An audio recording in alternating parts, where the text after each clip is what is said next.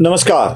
अर्जुन सापडला असा आनंदी विचार कर्णाच्या माध्यमातून दुर्योधनाच्या मनामध्ये येत असताना आणि अर्जुनाला सगट पांडवांना परत 12 वर्षाला वनवासाला पाठवण्याची स्वप्न बघत असताना या स्वप्नाचा भंग करतात ते पितामह भीष्म आणि द्रोणाचार्य. कालगणनेप्रमाणे अर्जुनाचा अज्ञातवासाचा कालावधी देखील संपला आहे आणि 13 वर्ष संपली आहेत असा निर्वाळा दिल्यावरती दुर्योधन प्रचंड चिडतो आणि तो तुम्ही त्यांचीच बाजू घेणार असं म्हणायला लागतो. पण बाजू कोणाची घ्यायची नसते हो, बाजू सत्याची घ्यायची असते. आणि भीष्म द्रोणाचार्य यांच्यासारखी माणसं अपरिहार्यपणे आपल्या प्रतिज्ञेला बांधलेली, वचनाला बांधलेली, शब्दाला बांधलेली ही दुर्योधनाच्या बाजूने असतात. अर्थात त्यांनाही याच्या मागची कारणं ठाऊक असतात. मनाने तिकडे आणि शरीराने इकडे अशी अवस्था असते. यांच्यामध्ये आपसात चर्चा चालली आहे आणि ही चर्चा चालू असतानाच अर्जुनाच्या बाणांनी यांच्यावर आक्रमण करायला सुरुवात केली आहे. अर्जुनाचे बाण ते सटासट बाण येऊ लागले आहेत, खटाखट बाण येऊ लागले आहेत आणि त्या बाणांनी सगळ्या रथी महारथींच्या रथावरच्या ध्वजस्तंभांना उखडून टाकलाय. काही जणांचे रथाचे चाक मोडून टाकले आहेत. हे सांभाळेपर्यंत एक पडलाय, दुसरा पडलाय, तिसरा पडलाय, असं करत सट अर्जुनाचे बाण येत आहेत आणि एकेकाला भांबावून सोडतायत. कौरव सैन्याच्या मध्येच गडबड झाली आहे. काय होतंय कळत नाहीये, कारण एकानंतर एक अर्जुनाचे बाण येऊ लागले आहेत. आणि आता अर्जुनाला हे जे युद्ध लढावं लागणार आहे ना, ते आपल्याला आश्रय देणाऱ्या राजाला वाचविण्यासाठी लढावं लागणार आहे. आपल्या सगळ्यांच्या मनामध्ये एक प्रश्न उपस्थित होऊ शकतो. जेव्हा महाभारताचं भयंकर युद्ध, ते महायुद्धच घडू लागलं होतं, तेव्हा आपल्या आप्त स्वकीयांना बघून अर्जुनाच्या मनामध्ये हे युद्ध न करण्याची इच्छा निर्माण झाली किंवा अशी विरक्ती आली की युद्धच नको, मी माझ्या माणसांना मारू का, असा विचार अर्जुनाच्या मनामध्ये येतो आहे. मग विराट राजाच्या उत्तर नावाच्या पुत्राला घेऊन जाऊन आपल्याच माणसावरती बाण सोडताना अर्जुनाच्या मनामध्ये अशी इच्छा का झाली नव्हती? साहजिक आहे ना असा प्रश्न पडणं की पहिल्यांदा सामना झाला महाभारताच्या युद्धामध्ये, असं नाही झालेलं. हा दुसरा होता महाभारताच्या युद्धामधला. पहिल्यांदा विराट युद्धामध्ये त्याचा सामना झालेला होता. मग अर्जुनाला तेव्हा तशी इच्छा नाही झाली आणि मग महाभारताच्या वेळेला का झाली याचं कारण आहे. अर्जुन आपल्या आश्रित राजाला वाचविण्यासाठी निघालेला होता आणि अर्जुनाचा एकही बाण हा त्या कौरव सैन्यातल्या रथी महारथींना मारण्यासाठी चालवला जात नव्हता. जेव्हा सपासप ध्वजस्तंभ उखडून पडू लागले, काहींच्या रथाची चाकं निखळून पडू लागली, तेव्हा 2 बाण असे फेकले गेले होते की ज्या बाणांनी कोणाचाही वेध न घेता पितामह भीष्माच्या पायाजवळ पडले आणि द्रोणाच्या पायाजवळ जाऊन पडले. हे पितामह भीष्मांना वंदन होतं, द्रोणाचार्यांना वंदन होतं आणि दोघांच्या चरणाजवळ पडलेल्या बाणांनी या दोघांच्या मनाची खात्री केली आहे की समोरून येणारा दुसरा तिसरा कोणी नाही तर प्रत्यक्ष अर्जुन आहे, कारण त्याच्या बाणांनीच आपल्याला प्रणाम केलेला आहे. आणि प्रणाम केल्यावरती आशीर्वाद तर द्यावे लागतातच. त्यामुळं द्रोणांचे आणि भीष्मांचे आशीर्वाद सुद्धा अर्जुनाच्या पर्यंत जाऊन पोहोचलेले आहेत. आणि कोणताही वृद्ध माणूस गुरु आपल्या शिष्याला, आपल्या नातवाला, पणताला आशीर्वाद देताना यशस्वी भव, विजयी भव असाच आशीर्वाद देत असतो. आणि तो यशस्वी भवचा आशीर्वाद अर्जुनाच्या सोबत आहे. या प्रणामाच्या नंतर अर्जुनाने एक महत्वाचा निर्णय घेतलेला आहे.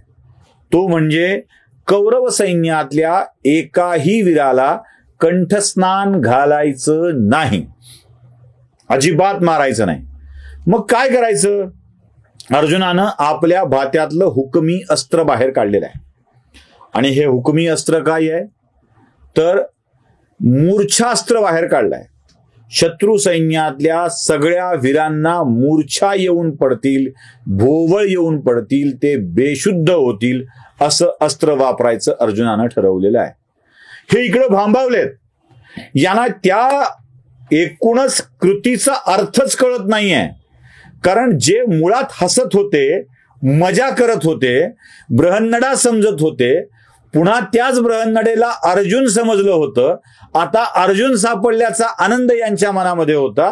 म्हणजे हे युद्धाला सज्ज नसतानाच अर्जुनाच्या वर्षावाला सुरुवात झालेली होती. त्यामुळे भांबावलेली स्थिती होती. काय होणार आहे, काय कळतंय, काही कळायला मार्ग नव्हता. अशा स्थितीमध्ये अर्जुनाकडून पाठवले गेलेले बाण हे त्यांना अधिकच गोंधळात टाकत होते. म्हणजे सैन्याला तर आक्रमणाची आज्ञा द्यायची राहिलेली होतीच, शंखनाद करायचा राहिलेला होताच, त्याच्या आधीच धडाधड अस्त्र येऊन पडू लागलेले होते. आणि तेवढ्यात अर्जुनाने आपला हुकमी बाण काढला आणि सगळं कौरव सैन्य मूर्छित होऊन काही कालावधीसाठी पडेल याची व्यवस्था केली. आणि तो बाण सोडल्याबरोबर सगळं कौरव सैन्य मूर्छित अवस्थेत गेलेलं आहे. सगळं कौरव सैन्य मूर्छित झालेलं आहे. कदाचित मूर्छा आणणारं गुंगीचं औषध त्या बाणामध्ये असलं, काय सांगावं. आणि सगळे मूर्छित पडल्यावर त्या झोपलेल्या कौरव सैन्याच्या जवळ उत्तर घेऊन आलेला आहे. आणि अर्जुन सांगतोय, उत्तर, आता तू खाली उतर. तुला एक महत्वाचं काम करायचं आहे. कोणतं? आपण विजय मिळवला आहे हे नगरात सांगता आलं पाहिजे आणि ते पराभूत झाले आहेत याची जाणीव त्या वीरांना झाली पाहिजे. यासाठी तू मूर्छित झालेल्या सगळ्या वीरांचे वस्त्र घेऊन ये. उत्तरीय जे असतात ते उत्तरीय काढून आण, अंगावरचा रुमाल तो काढून आण, त्यांच्या मुकुटांना काढून आण. उत्तर निघाला आणि निघाल्यावर त्याला अर्जुनानं थांबवलं. म्हणाला, थांब, आता तुला अजून एक सांगतोय. जाशील तर सगळ्याच वीरांचे काढायचे नाही आहेत. मग त्या 2 वृद्ध दिसतायत, त्या वृद्ध वीरांच्या वस्त्रांना हात लावायचा नाही. उत्तर म्हणाला, का नाही? त्यातले एक पितामह भीष्म आहेत, ते मूर्छित झालेत म्हणून शांत आहेत. त्यांची वीरत्व संपलेलं नाही आणि त्यांचा अनादर तू करायचा नाही. ना त्यांच्या मुकुटाला हात घालायचा आहे, ना त्यांच्या वस्त्राला हात घालायचा आहे. द्रोणाचार्य, कृपाचार्य, पितामह भीष्म यांच्यासारख्या ज्येष्ठांना सोडून अन्य वीरांची ज्यांची वस्त्र आणि मुकुट तुला हवे वाटतात त्यांचे वस्त्र आणि मुकुट तू घेऊन ये. हात गेला धावत. आता काय, सगळे निवांत झोपलेले होते, भीती वाटायचं कारण नव्हतं. याच्या मनातली भीडही जरा चेपलेली होती, कारण अर्जुन सोबत होता. अर्जुनाच्या एका बाणात सगळे मूर्छित होऊन पडलेले होते. मग अशा वेळी त्यानं त्या सगळ्या वीरांची हे सोडून, ज्येष्ठ सोडून, त्यांची वस्त्र मुकुट घेतलेले आहेत आणि तो परत अर्जुनाकडे आलाय आणि हे दोघं मिळून परत आपल्या राजधानीकडे निघालेले आहेत. राजधानीकडे निघाल्यावर एव्हाना राजपुत्र उत्तराच्या सैनिकांनी नगरीमध्ये जाऊन, विराट राजाच्या नगरीमध्ये जाऊन संदेशही देऊन टाकलाय की उत्तर युद्ध जिंकलेलं आहे, कौरवांना हरवलेलं आहे.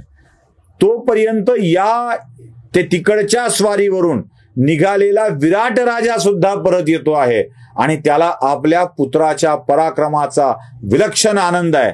आता उत्तरनं आणलेली सगळी उत्तरीय एकत्र गोळा करून तो आलाय आणि सांगतोय की बघा, सगळ्या वीरांचा पराभव करून आलोय. हा आपल्या पुत्राचं कौतुक करण्यात मग्न आहे आणि तरीही त्यात कंक एक गोष्ट सांगतोय. तो म्हणतोय, बृहन्नडा सोबत होती ना, मग जिंकणारच.